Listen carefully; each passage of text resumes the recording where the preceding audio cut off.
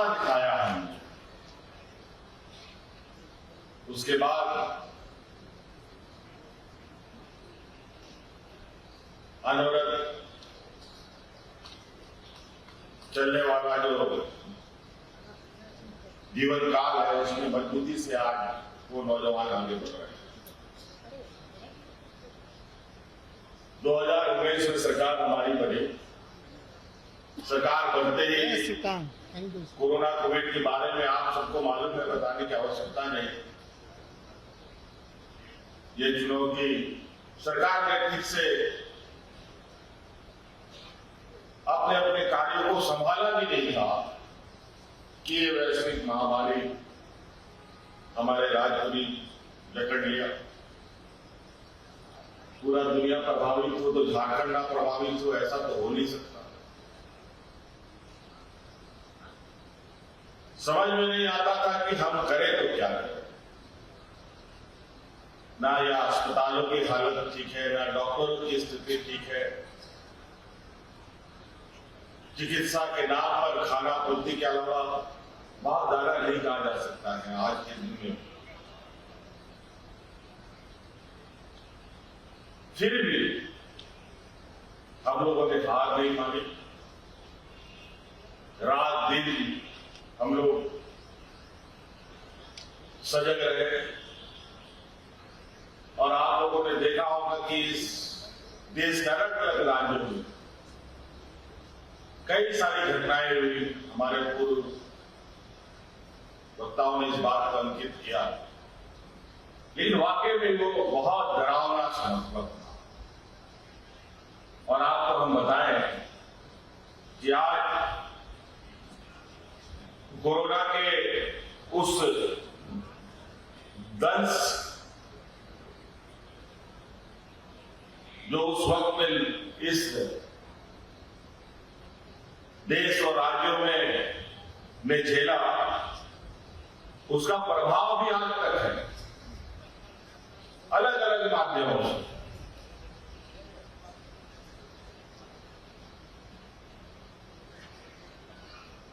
ऐसी घटनाएं घटी उस कोविड के दौरान कि हर चीज ठप सा हो गया। पूरा दुनिया मानो कि समय रुक सा गया था।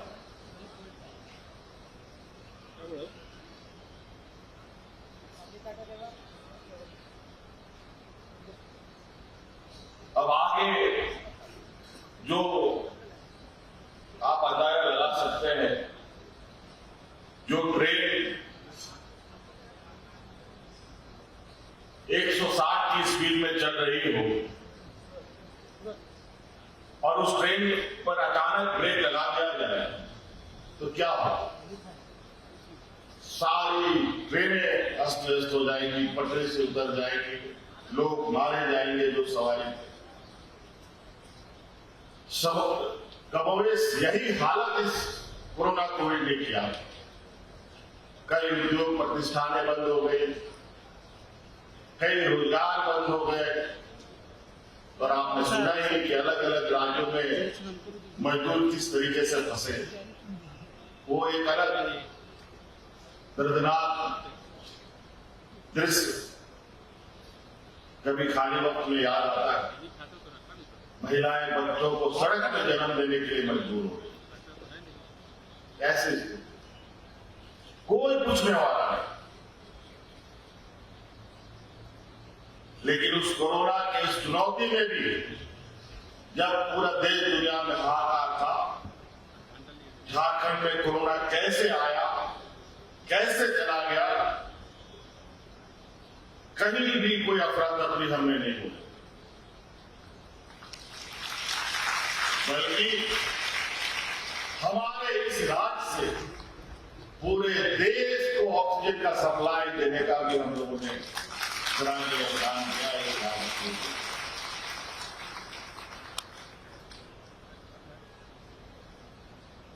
अलग अलग राज्यों के मंत्री मुख्यमंत्रियों के फोन आते थे हमारे पास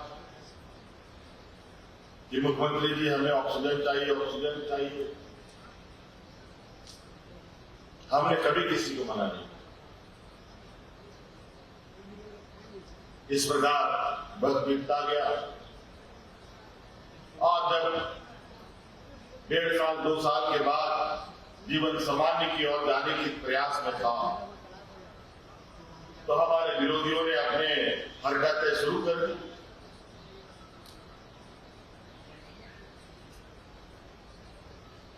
अलग अलग माध्यमों से, अलग अलग संस्थाओं के माध्यम से, अलग अलग षड्यंत्र के माध्यम से मुझे आए दिन काम करने से रोकने का प्रयास हो, लेकिन हम रुके नहीं, चलते रहे क्योंकि हमें अपनी लक्ष्य और मंजिल तक पहुंचना। लेकिन हमारे विपक्ष के लोग इतने सुनिश्चित ढंग से हाथ लगा करके षड्यंत्र रचते हैं और हम लोग जैसे झारखंडी लोग, आदिवासी समुदाय के लोग, उनके इनके षड्यंत्र को कभी कभी समझ पाने में पीछे हो जाते हैं। नतीजा मुझे अभी 5 महीने का जेल का भी दृश्य देखने का मौका मिला। लेकिन कहते हैं ना कि जातो रातो साइया मार सकेला।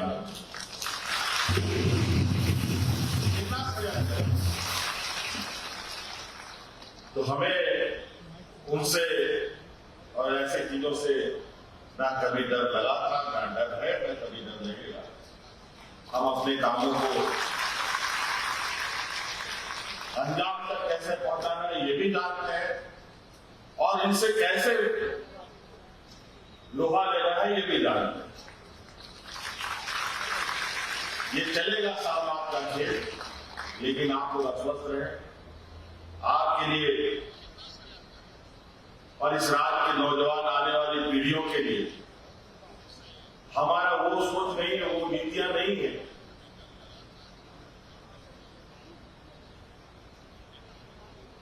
कि इस राज्य के नौजवानों के, इस देश के नौजवानों के हक अधिकार को छीन लो, वो सोच, वो नीति हमारी नहीं।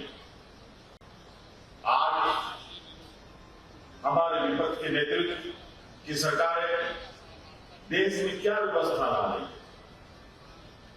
हर एक चीज निजीकरण की ओर जा रही है, कॉर्पोरेट के हाथों सारी चीजें सौंपी जा रही है। नतीजा नौकरियां खत्म। आज आप लोग शिक्षित लोग हैं, शिक्षक हैं, बहुत सारे सूचनाएं आप तक आती है। आप कंपैरिजन चार्ट निकाल के देखिएगा, ये देश के बड़े बड़े उद्योगों ने देश के खजानों के पैसे किसने सबसे अधिक दिया और उसके एवज में किसने कितने रोजगार हैं, तो आपको स्पष्ट रूप से पता चलेगा जिसने सबसे अधिक पैसा लिया है उसने सबसे कम रोजगार किया है और जिसने सबसे कम पैसा लिया।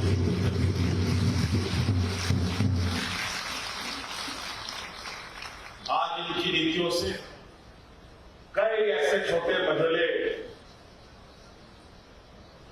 उद्योग हैं कि जो कोरोना में बंद हुए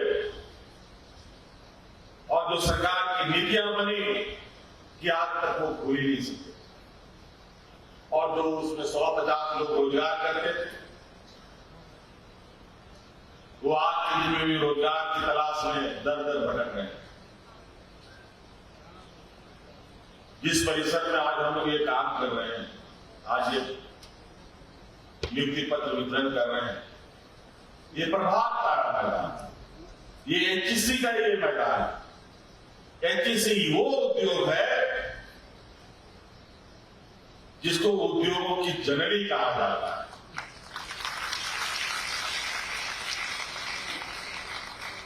आज इस उद्योग के बदौलत पूरे देश में नहीं, अलग अलग दुनिया में भी उद्योग स्थापित हुए, लेकिन आज इसकी हालत क्या है देखिए। मुझे जो लगता है जब ये उद्योग बना होगा उस समय 25-30 हजार से कम लोग नहीं काम करता था यहां पर, लेकिन आज की स्थिति 10-11 हजार भी आदमी है कि नहीं है ये बड़ा मुश्किल। और उनको भी तनख्वाह कितने बसों में मिलता है कि नहीं मिलता है, आए दिन बेचारे सड़कों पर उतरे रहते हैं। इस उद्योग को बचाने का काम किसका है? इस उद्योग को बचाने का काम राज्य सरकार का नहीं है और राज्य सरकार की क्षमता से भी बाहर है। हाँ, ये बात जरूर है, अगर ये किसी भारत सरकार जाकर रात को सुपुर्द कर दे तो ये किसी में जिस तरीके से 32,000 लोग यहां रोजगार करते हैं उतना लोग फिर से इस किसी परिसर में रोजगार करते हुए आपको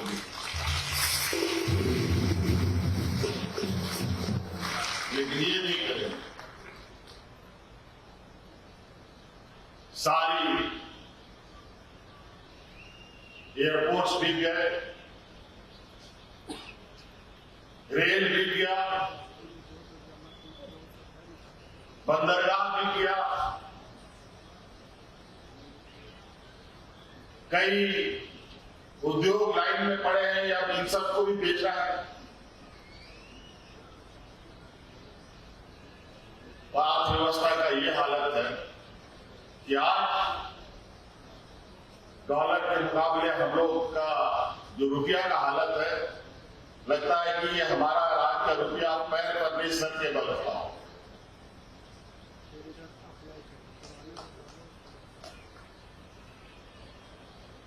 इसीलिए मैं हमेशा मन से कहता हूं,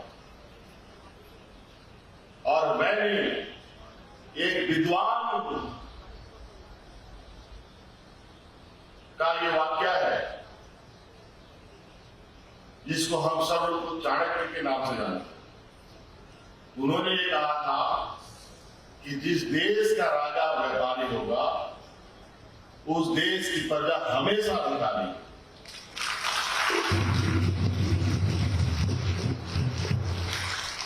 कमोबेश देश की स्थिति आज बढ़ी है।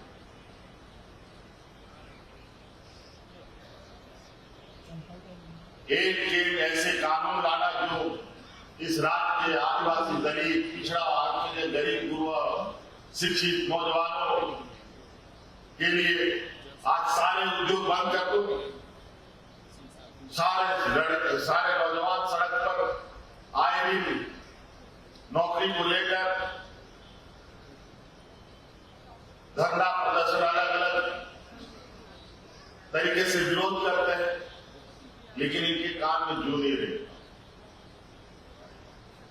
और अच्छी जिम्मेवारी इसकी भार सबसे अधिक राज्य सरकारों पर पड़ती है। यथासंभव हमने प्रयास किया कि हर राज्य के नौजवानों को अधिक से अधिक कितनी तरीके से राहत दी जा सके उसकी प्रयास, चाहे वो रोजगार हो, चाहे नौकरी हो, चाहे स्वरोजगार हो, अलग अलग माध्यम।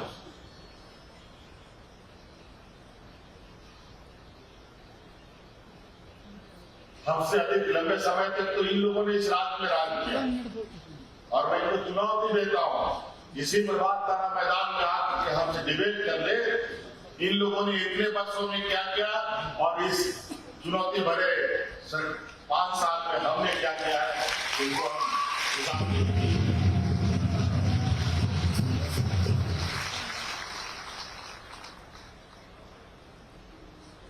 और वो भी इतने बड़े बड़े षड्यंत्र रचने के बावजूद क्या नहीं किया इन लोगों ने। अंतोगत्वा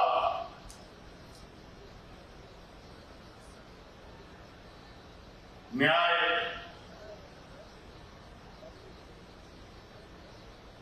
का जो आदेश आया न्यायालय का, उससे उनको मुंह खानी पड़ी, लेकिन अभी भी शांत नहीं है। ये शांत रहेंगे भी नहीं, इनकी प्रवृत्ति ही वैसी है, इसलिए ये अपने आचरणों से बात नहीं आए। लेकिन उसकी हमें नहीं है, चिंता भी नहीं है। वो अपने आंदोलनों से बाज नहीं आते तो हम भी अपने आंदोलनों से बाज नहीं आएंगे, हम भी अपना काम करते रहे। आज ये प्रदेश ऐसा प्रदेश है जहां शिक्षा का लगभग नहीं का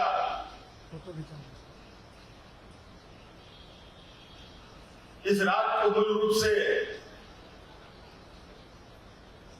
मजदूर प्रदेश के रूप में जाना जाता था। ये तो हमारे कुछ मिशन भाइयों के बदौलत कुछ शिक्षा संस्थाएं बनी जहां था, उनके वजह से लोगों ने शिक्षा ग्रहण की, कुछ नौकरियां पाए, कुछ पदों पर गए। नहीं तो आज के दिन में भी कितने आदिवासी आपको मिलेंगे, कितने आदिवासी मिलेंगे आपको वकील, कितने आदिवासी मिलेंगे आपको जर्नलिस्ट, कितने आदिवासी मिलेंगे आपको IAS IPS।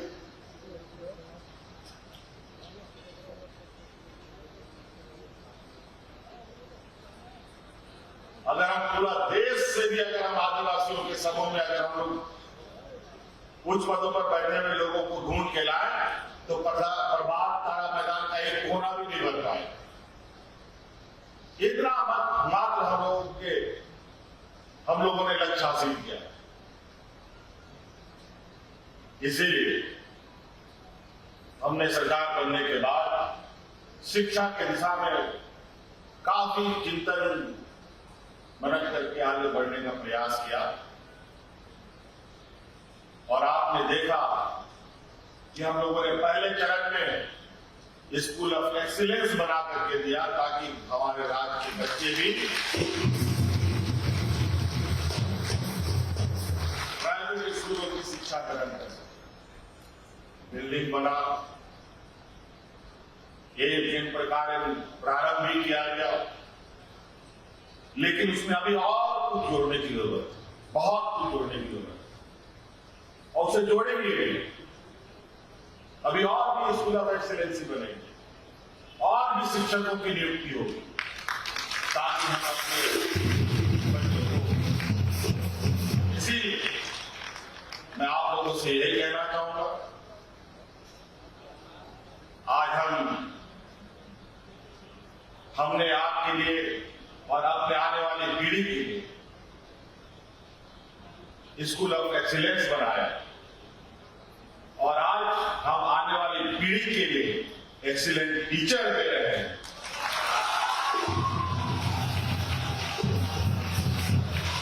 और मैं आप लोगों से यही उम्मीद करेंगे कि हम अपने आने वाले पीढ़ी को इस तरीके से तैयार करें कि वो एक्सीलेंट रिजल्ट भी लेके बाहर।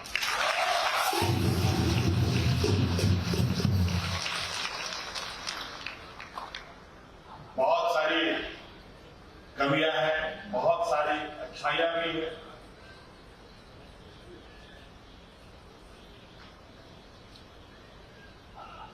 शायद नीति निर्धारण पूर्व में इस तरीके से हुआ कि बिल्डिंग बना दो तो अपने आप शिक्षा आ जाएगा, ध्वजी वाला।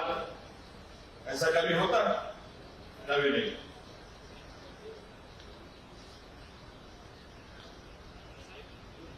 अभी हम लोगों ने जितने भी राज्य में कल्याण विभाग के द्वारा बनाए जा रहे छात्रावास, उन सभी छात्रावास को रेनोवेट किया। कभी उसमें चूना परोना तक नहीं किया गया, लेकिन कई छात्रावास को आप देखें, चाहे लड़कों का हो चाहे लड़कियों का, अलग अलग जिलों में। मैं खुद गया, मैंने खुद देखी, बहुत खूबसूरत बना, लेकिन उसमें बहुत बड़ी खामियां थी उन हॉस्टलों में कि बच्चों का खाने का को लेकर समस्या।